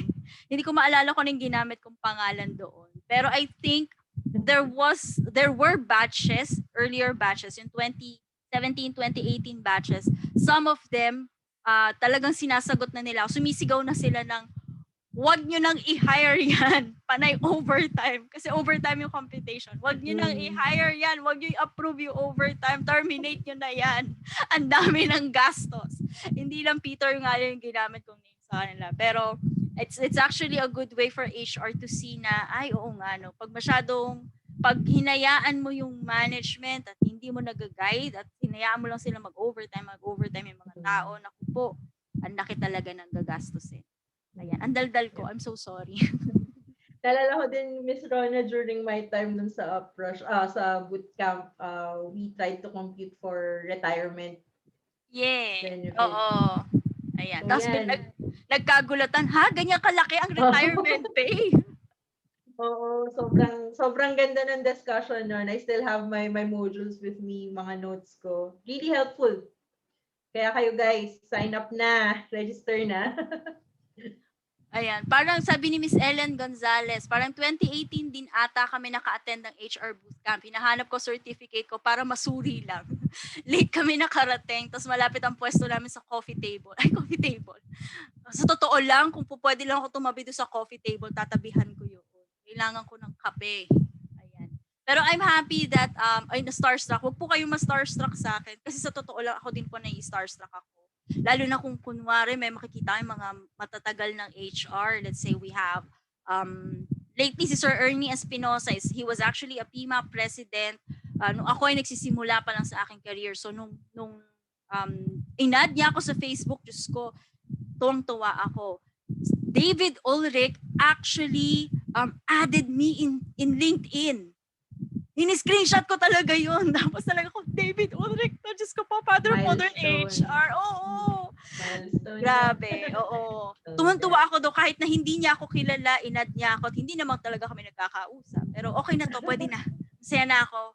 Sila Miss Msxl, Cordero Garcia, sino pa ba? Actually, si Darwin din, nung una kami nagkakilala niya, nakaka-starstruck siya talaga. Sino pa ba sila Ka Jaime, Ka Dani, for those who are new to HR, mga pangalan to na malamang hindi nyo na po kilala. Pero when I was starting out with HR, these are the people who helped me in one way or another with my career. Especially si Ka Jaime and Ka Dani, sila yung mga tipo na pag nag-mentor sila, talagang matututo ka. They will explain to you where these concepts came from. Bakit ito yun? Bakit 261? Bakit 313? Bakit ganito yan? They would simplify it. Pero kailangan makinig ka. Kasi pag hindi ka nakinig at hindi ka nakinig sa sinasabi nila at binaliwala mo yun, ako malalagot ka. Para silang mga prof. So sa mga teacher. Ayan. Wala na po ba talaga kayong question, guys? Masaya po ako din sa inyo pong mga comments about HR Bootcamp at masaya din po ako doon sa mga comments nyo with Miss Casey. But if you do have questions, ang dami nagsasabi, thank you, Miss Casey. Ayan, sa mga nagsasabi po na maganda po yung discussion niya at very comprehensive. I am happy that you find it very comprehensive, but I do hope if ever may questions po kayo, para po ma-address ni Miss Casey. Ayan. So, Casey, which company are you connected with right now? It's Insun Group. You're sa Insun. Yeah, ano siya, based in Ohio kasi remote talaga kami. Wala talaga sila dito sa Philippines. Meron ka po ba mga tips for those who would like to do yung talagang remote na lang instead of yung mga temporary lang ang pagiging remote? How did you end up with Insun? Actually, ako kasi I got laid off from my last corporate job. Kung hindi lang nangyari yung COVID, talagang baka hindi ko makukuha yung ganitong klaseng opportunity, no? But ito po, siguro one thing's for sure, if you're joining a remote team, it's really not for the faint of heart din. Parang ano din siya, decision mo kapag magko-commit ka na for an HR role with an organization, no? Bakit siya mahirap? Kasi of course, you also want to think about how you would make sure that you would function really like an HR person within a team that is virtual, no? Mahirap kasing gayahin yung ganong klaseng strategy, sa totoo lang, and make those part of your culture, no? Mahirap din i-convince yung mga members mo ng team kasi malamang sa malamang mas matagal na silang freelancers, no? Bakit kami biglang magkakaroon ng schedule? Bakit kami biglang magkakaroon ng meeting guidelines? Bakit biglang bawal na mag-meeting sa beach? Mga ganon. How would you make them also understand that we're building structure so that we can do things in a better way, no? And totoo yung sabi din ni Miss Rona kanina about mentoring. It's also a challenge when you go remote, no? Especially if you have this kind of role, tapos remote setup. Nakakalito sa totoo lang, but most of the time when I have that kind of feeling na nasa start na akong maratel, nako, hindi ko siya kayang gawin in a remote setup or hindi ko siya kayang ma-convert in this kind of setup, I always go back to the basics of HR. Kaya importante talaga na may mentor kayong HR. Sino yung tatanungin mo? Sino yung taong pwede mong konsultahin kapag may mga ganong instances na unfamiliar or something na you would like to implement pero iba na talaga siya, hindi talaga siya applicable. Paano mo siya gagawing something worthwhile for your experience? That's where your network, the people that you know in this kind of field will help you, no?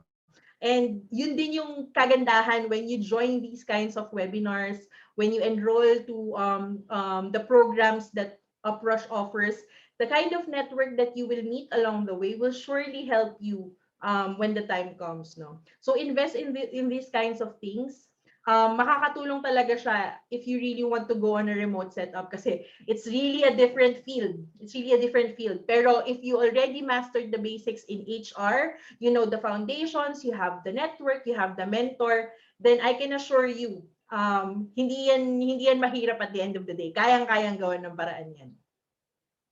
Meron ako interested lang ako. So you mentioned that you are handling people coming in from different parts of the globe, correct?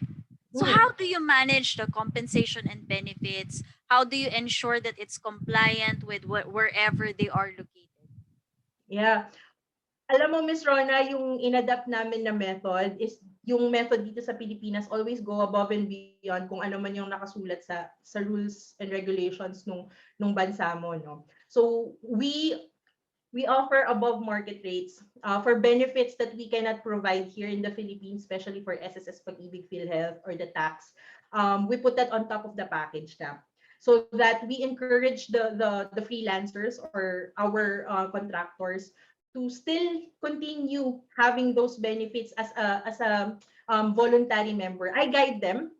And if they are still not able to comply, kung nahihirapan silang gawin yon, I actually offer my services to them. Sabihin ko sa kanila, o ganito, ganitong schedule natin sa pagbabayad ng or sa pag-remit ng payment natin as a voluntary member. Sabay na nating gawin para at least magaguide kita. Para in a way, they still have these benefits kahit na hindi yung company yung nagbibigay sa kanila, no? And in fact, nagagamit din nila yon until now.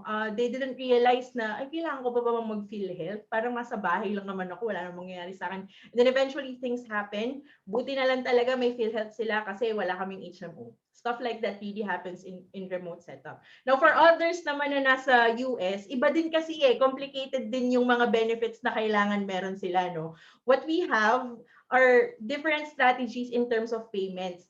We offer performance bonuses for certain positions wherein yun yung parang nagbabank na fund nila if in any case kakailanganin nila siya for sickness, kung gusto nila ng way on how to loan, pinoprovide din ni company yun, no? Kasi mas strict yung pagre-request ng loan sa US eh. So we have our own strategies. Others I cannot disclose kasi confidential. But yeah, basically, we go above what is required for the regions where our contractors work para we're safe. Kaya pa rin namin isuffice yung mga benefits na yun for them. Okay, may question po dito. Which aspect po of HR would you still prefer to have in person rather than remote? Alin yung mas feel mo mas dapat talaga in person? For me, governance will always be important, especially done in person kasi of course, hindi naman sila nag-accept ng mga digital signature kailangan pa rin siya. And of course, when we talk about governance, this is compliance. Talagang kailangan natin siyang gawin. Wala tayong lusot doon, no? And we also want to make sure na even if it's a routinary task, it's something that we cover kasi most of the time we tend to be complacent. So for me, if I have that one thing that I need to do in an office setup, it's surely gonna be with the governance and compliance, no? To make sure na talagang in line with what the government recommends. Ayan. Tanong naman po, how about labor-related matters or cases po? Since it's international po, how do you handle it? We have a different set of rules, no? We make sure from the get-go they understand what type of status we are offering them for this kind of setup. Ngayon, tulad ng nabanggit ko kanina, sa setup namin, we are not bound by employee-employer relationship. Hindi siya nag-exist with us, no? Pero we still have set of rules and regulations because we want to make sure na may structure pa rin in place, given that kind of high flexibility within our organization. Now, the things that I can assure you, if there are chances na nakikita namin potential na violation siya with what we believe in, we still follow the same process as to how we would do it kung nasa office setup kami, no? And if it has an employer-employee relationship. Of course, making sure that the contractor understands what was the violation and ano yung equivalent na punishment for that. And if it's as serious as, letting them go, we want to assure them na, of course, it's a business after all, guys, no? It should be one of our advocacies if you're in HR kasi at the end of the day, you want to make sure na okay yung people experiences, but for what? 'Di ba? Para saan ba? Yun yung key highlight mo sana. Business pa rin kasi siya. We want to make sure na okay yung experience mo so that you would do good for the business. So that's how we manage it remotely. Do you think at some point the businesses here in the Philippines would be more welcoming of some sort of a gig economy? Because basically what you have right now is part of the gig economy. And this is not your formal employer-employee. This is more of, okay, I am the business. I have service providers or contractors that I work with. Do you think at some point the Philippines will get to that level where they see or where the employees are more than just employees but service providers, and they take on whatever projects they feel like doing rather than being confined to the 8-hour work shift? Yeah. Oo, Miss Rona, I think it's starting to happen, no? It has happened before, pero sobrang silent pa nung gig economy sa atin nung freelancing mode, no. Pero if you would see what happened in 2020, a lot of these things would come from the fact na marami ding taong nawalan ng trabaho in 2020, right? And a lot of businesses are actually going virtual, which means yung mga practices nila nasa virtual world na rin kasi digital-based na yung businesses nila eh. Currently, nangyayari na siya sa US, Miss Rona, no? So, ngayon, ang napapansin ko naman, may mga budding startups dito sa Pilipinas na gano'n na rin yung method na kinukuha nila. They would rather have someone for a specific role nga lang on a part-time or a freelancing status. They won't hire them for the usual full-time employment kasi they see that it's not fit for their organization. So they are starting to apply this kind of setup in their organization, which I don't think is a bad thing after all because it offers you flexibility, no? And on the business side, nakakatipid din naman because of course, you're lessening your expenses tulad nga nung nabanggit mo kanina. Pag naka-office setup ka, babayaran mo pa yung facilities, association dues, utilities, and all. But of course, when you do this kind of setup, there are massive savings talaga that would come after if you're on the business side. Actually, yun nga. I think if there is one thing that I think would keep us from going really full speed ahead with the gig economy is the processes within the government. I think that's the only thing that's Yeah. holding us back. Because for example, the labor code itself is intended for some sort of an 8-hour work Yeah. shift. Diba? Parang ganun siya. Although if you would notice, the labor code also mentions that, mentioned as a labor code actually, and this is one of the things that we have discussed earlier. The only thing that they require is that any work beyond 8 hours that's supposed to be paid or compensated with overtime pay. That's the only thing that they have. But all of the other processes, policies, procedures that we have, ang main focus niya is really an 8-hour shift work rather than yung how they do it in other parts of the world that you can have 3 jobs at a time. As long as kaya mo, di ba? I mean, in the US, they don't have a minimum daily wage rate. What they have is a minimum hourly rate. Diba? I think that's some of the processes that we have here in the Philippines need to be updated para we can cater to the gig economy. Kasi like what you have mentioned, it offers you flexibility. You take on jobs, part-time, let's say you have part-time jobs that you are okay with, and then you have other part-time jobs that could cater to your other preferences, diba? In the US, it's not you need to find someone that they are handling, let's say they are sales clerk in one job and they are also let's say professors, they also do babysitting, they also do that, and these are part and parcel of the gig economy. So I think yun yung kailangan ma-improve here in the Philippines right now. I agree. A lot of things to be improved, especially pa nga bukod dun sa labor code natin. Actually, even the utilities that we have affect the way that we work for our employer, 'di ba?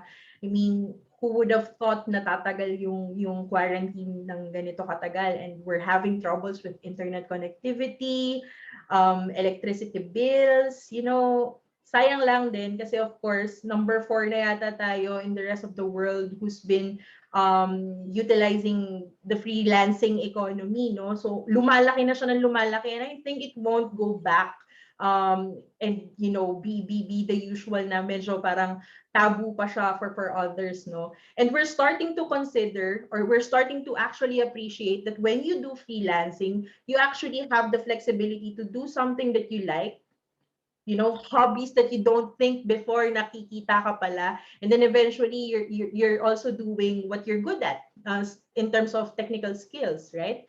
So madami na dyan mga data encoding jobs, photography jobs, digital marketing jobs, that something that you don't actually think before na you can actually earn from, no?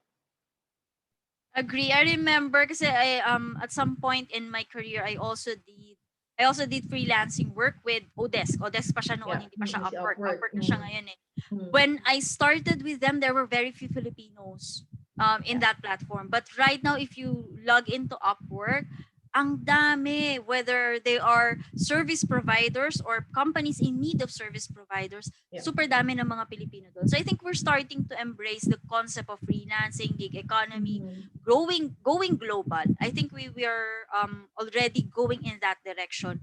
And this means that for HR people, we have to have a good understanding of all of this. Yes. Kasi when you're the HR and you get to be get to work with a company that relies heavily on the gig economy, you have to know how you're going to handle this, the benefits, the Mm. compensation. They're coming from different countries. Saan yung susundin mo? How are you Mm. going to ensure that your a person working in, let's say, Australia is able to get the same or at least an equitable compensation and benefit package as someone working in the US or the UK or Mm. anywhere in the world, diba? So HR people, it's good to have the foundations in place, but it's also a good idea to look into how the other part of the world is doing HR, how they're handling it. Because we can't Yeah. always be, and I think, and this is based on my observation, the HR here in the Philippines is very administrative in nature. Napakarami pa rin companies who think of HR as people who should be doing policies, procedures, Mm. pay slip, contracts, etc. HRs in other parts of the world are no longer focusing on that one. Yeah. They That's might still have that, but they have platforms to help them with that. They're mm. focusing on strategies, on how do you do succession planning, how do you do change management, how do you uh, how do you make sure that everyone, the whole organization is strategic in its handling of HR. So tayo, HR people, wag po kayong papakahon doon sa konsepto ng kung anong HR. We need to grow out of that role, grow out of being uh, lagi kong sinasabi ito kasi ewan ko, tuwan-tuwa ako sa ginawa kong term. Guardians of the paper galaxy. We have to grow out of that. We are no longer the people responsible Mm. for disciplinary actions. Bigay nyo yan sa mga line managers nila. We are not the Mm. ones who should be worrying whether the leave should be approved or not. Hold the managers, True. the supervisors accountable for that because we need to move forward and understand how it is to be strategic. How can we Mm-hmm. guide the top management? The top management should not be telling us what to do. We should be Yes. telling them how to bring their business to a different level using Mm. our skill as people operations professionals. Yan. So dapat nandun na tayo sa ano na yon, sa part ng ating mindset or career. Dapat ganun na yung ano natin. It's okay if you're starting out, if you're still new to HR, okay lang na maging administrative. But as you grow into your role, you should become accustomed to being strategic partners and not just administrative person making sure that Mm. everyone has the proper documentations. Ayan. That's true. And also just to add, Miss Rona, no, when you're in that kind of position wherein you're buried under the burden of doing all of those administrative tasks, paano na lang if it happens na ikaw lang pala yung HR dun sa team ninyo? 'Di ba? It happens lalo kung member ka ng isang ano pa lang, startup na company. Ang hirap nun. Paano kung dalawa lang kayo or tatlo lang kayo and then biglang may lalapit sa'yo na empleyado na umiiyak na, paano mo siya i-de-escalate? Masyado ka nang worried with your paperworks, may dadating pang umiiyak sa'yo or mga away sa'yo, no? So, these are things that you can actually improve on in your experience as an HR person. Always make sure that you know kung saan ka pupunta in terms of looking at references. Be resourceful talaga, because at the end of the day you know exactly din kung gaano kadalas ginagawa yung mga paperworks na yun, because it's gonna be part of your routine as an HR person, no? But how would you deal with it? It's really important for you to understand if there are things that can be delegated or baka naman may mali dun sa process mo kaya humahaba. Or baka naman outdated na rin yung procedure ninyo. Baka naman it's about time to um, have a software that can cater to that para mapabilis yung oras. Because why not? Yun nga yung point ni Miss Rona kanina, as an HR practitioner or people operations person in your organization, you have to understand na hindi lang kayo for administrative work. You need to provide strategies for your organization to become faster, to become better, and then of course, eventually you'll be focused on just making sure that the business would grow. No? Because at the end of the day, yun naman talaga yung aim natin. We support the people because the people would also provide for the business. Correct, correct, correct. Oo, I agree with what you mentioned. Alam mo, siguro isa sa mga pinapagalitan ko palagi yung mga uma-attend minsan ng mga webinars, huwag niyo pahirapan yung sarili niyo. Automate what you can. If you can have it automated, automate it. If you can delegate it, delegate it.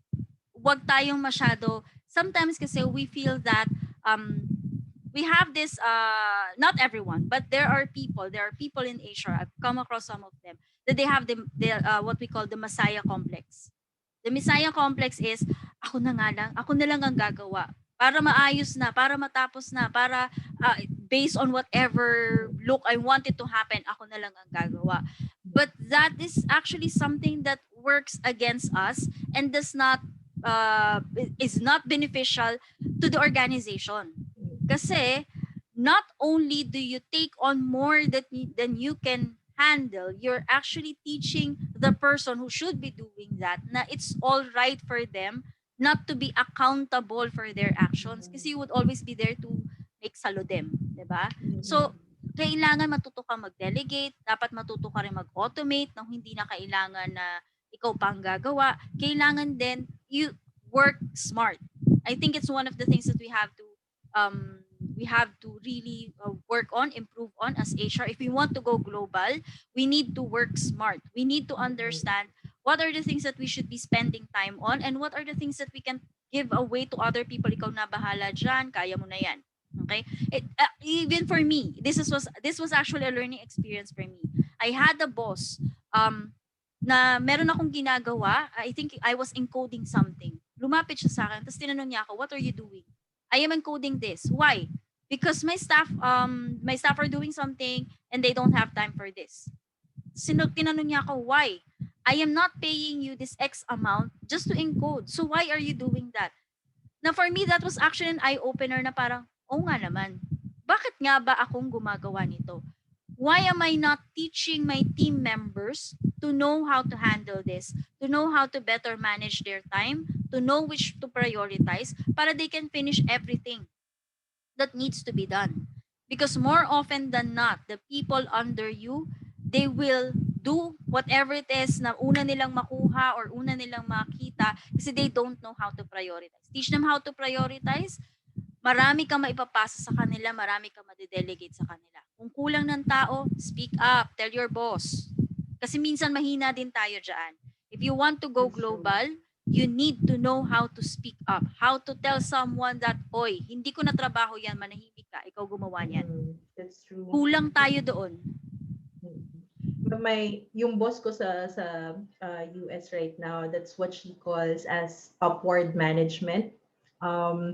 It's one of the skills that you also need to learn, no, in the long run, because yun nga, tulad nung point ni Miss Rona, paano mo i-open yung conversations about those things, especially if would affect the decision of your boss or the company owner na, oops, teka, kailangan pala nating mag-hire. And it's gonna be, of course, another expense, di ba? Or oops, kailangan pala natin ng bagong software para ma-automate to, tigilan na natin kaka-encode, pero gagastos ka. In the long run, of course, when you know how to do upward management, or of course, making sure that you know how to open conversations about these things, they will understand and they will listen. Part yun ng trabaho natin in HR, in people operations, or kung ano man. As long as you're creating people experiences within the organization, it's really one of our tasks to make sure na seamless yung communication natin within the organization. Correct. Yeah. And dealing with these kinds of difficult conversations, talagang part yun ng trabaho natin. That's why it's not for the faint of heart talaga. I mean, of course, other roles would entail different challenges, but ours is really critical kasi of course, you don't want to jeopardize someone's role in the organization. We deal with money, we deal with payroll, we deal with expenses for the company, and we make sure na fully functional tayong lahat, di ba? So, if you are shy or timid or hindi ka sanay to open such conversations, no, it would be really difficult, no, for you to thrive in this kind of career. Agree, agree. And I like what you mentioned about upward management. I think when we say kasi manage, ang thinking kagad natin is people under us, our subordinates. That's not the only thing that you need to manage. You need to manage the people around you, and you also need to manage the person above you. You need to learn how to speak their language, especially with your boss. Your boss is most likely focused on the bottom line. Magkano ba yan? Anong return on investment? You need to understand that, and you need to know how to communicate using figures, using numbers, using data analytics. Kaya umattend kayo sa March 3. Ayan.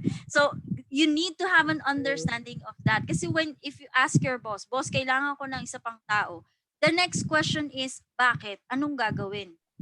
Okay? Kasi gastos yan eh. You have to justify that gastos. If we would spend this is what we're going to get in return. If we would spend this, then we save this because I now don't have to do this. I can have this delegated to someone else. If I do this, this is your expense. If she does this or he does this, then this is the expense. So, dun mo mapapakita ngayon. And tama rin yung sinabi mo, Casey, ang isa sa mga kailangan nating matutunan na skill is how to do yung mga, how to discuss yung mga mahihirap na bagay. Medyo ano tayo dun eh, tagilid tayo dun. When we are not a confrontational, Filipinos are not confrontational by nature. If we can avoid it, we'll try to avoid it. We tend to focus on the positive. Kaya nga, di ba? Kaya madalas tayo namomroblema kasi we try to focus on the positive. We try to sugarcoat how we say things. And then at the end of the day, we don't know now how to tell that person na, look, that's not what I meant. Hindi natin ngayon masabi. Okay, so if for those, magpa-plug lang po ako, hindi po sa akin ito, pero for those who are having a hard time when it comes to providing feedback, yung mga mahihirap na usapan, I would like to invite you to Miss Ada Quaresma. If you've watched one of our episodes in HR Cafe with Darwin, with Tina, and with Coach Burns, we had one speaker wherein we did some sort of a dialogue. Doon ko na-realize na pwede pala ako mag-artista.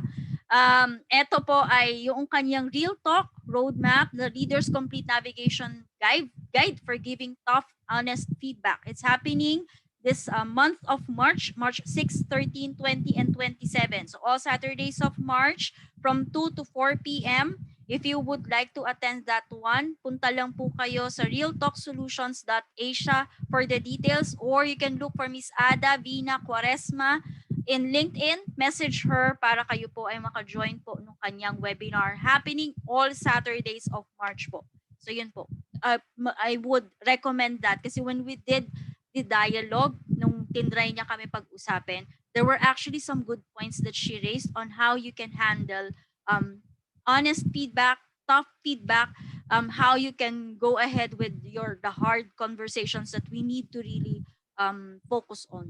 So, pati yung pakikipag-usap niyo sa boss niyo, may improve niyo yan if you know how to make honest feedback and how you can be true to what you really feel, what you're really thinking. Kasi tayo, we are very non-confrontational, but unfortunately, especially if you're working with a foreigner, they are not like that. They need you to be as upfront as possible. Minsan mamumura ka pa, pero at the end of the day, wala lang yun. It's just an expression for them. Okay, so you need to know how to handle those kinds of communication, especially if you would like to go global.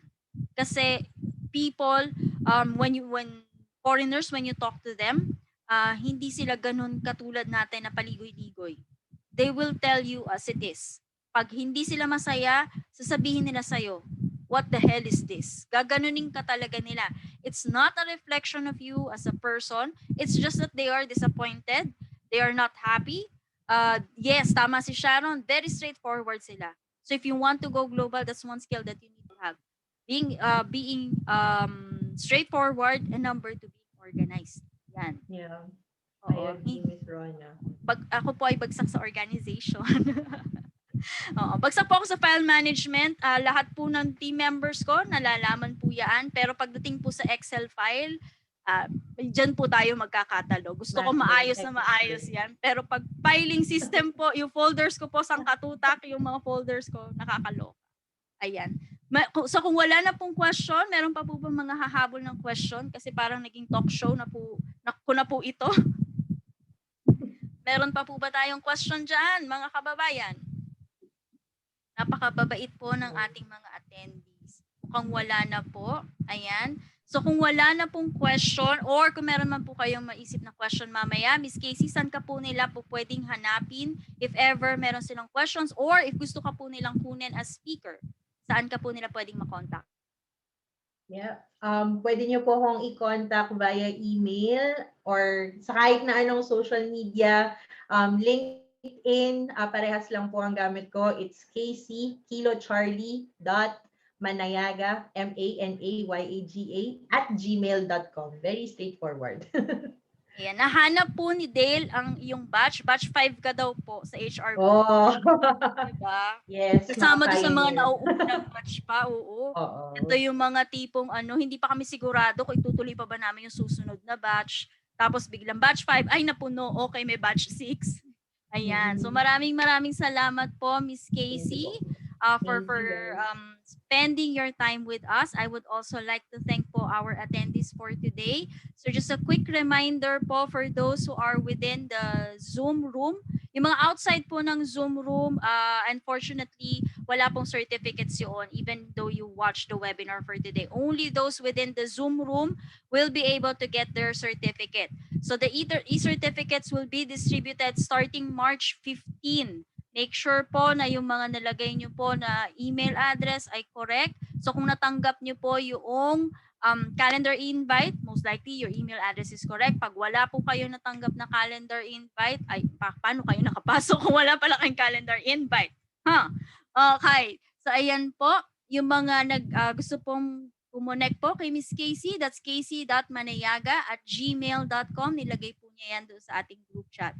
For those who are watching us from the Facebook group, the different Facebook groups, the Facebook pages po, we would like to invite you to our next webinar happening this March. Make sure po that you sign up agad kasi po pag napuno po yung sign-up sheet, hanggang 100 lang po kasi yung kaya i-accommodate. Hindi na po kami makakapagpapasok sa room. Okay? So make sure po that you sign up agad para mabigyan po kayo kagad ng access. Now, for those who would sign up po, please make sure po that you attend kasi sayang po yung slot if you would not be able to attend. Meron kasi kami mga dinidecline pag hindi po sila nakapag-sign up agad. So if you would not be able to attend, please let us know para your slot can be given to another person. Those who are in the Zoom room, again, starting March 15 po ang distribution ng certificates. If you would like to view a replay of this webinar, this will also be uploaded in our YouTube channel. If you would like to visit our YouTube channel, take out your phone po, scan nyo po dyan. We have 3 different types of channels, 3 different types of videos there. So we have one po for the free webinars, another one po for the HR Bites. Medyo hindi ko na natuloy but I promise that I will try to exert effort na makapag-shoot po ng next na vlog po natin. And then we also have the HR at Rest. Ito naman po yung mga, kung kayo po ay gamers at gusto nyo po mapanood ako kung paano po ako natatalo sa Dota, yan po. Hindi po ako nananalo kahit bots ang kalaban ko. Napakagaling. Ayan po. So, titingnan natin kung meron tayong ibang game na po pwedeng laruin. Malay nyo ma-inspire kayo na maglaro. So, scan lang po ito para makapunta po tayo doon sa ating YouTube channel. If you haven't followed yet our Facebook page, please do so para updated po kayo. Not only po with our upcoming webinars, but also every now and then we issue what we call our Did You Know series. So these are infographics, very, very short infographics that will let you know specific mga clauses po ng labor code that would really, really help you in your task as an HR professional. Ayan po. So for those who are in our Zoom room, maraming salamat po. Please take care. Yung mga nagtatanong po ng kanilang certificate last week, we'll start distributing that March 8 if I am not mistaken. Okay, kung hindi po ako nagkakamali, March 8 nga ba? March 3. Ayan po. Pero this March po yan lalabas. Okay, yung susunod po natin, next week po mag-i-start na po yung Next week po mag-i-start na po yung distribution noong inyong certificate. Okay po?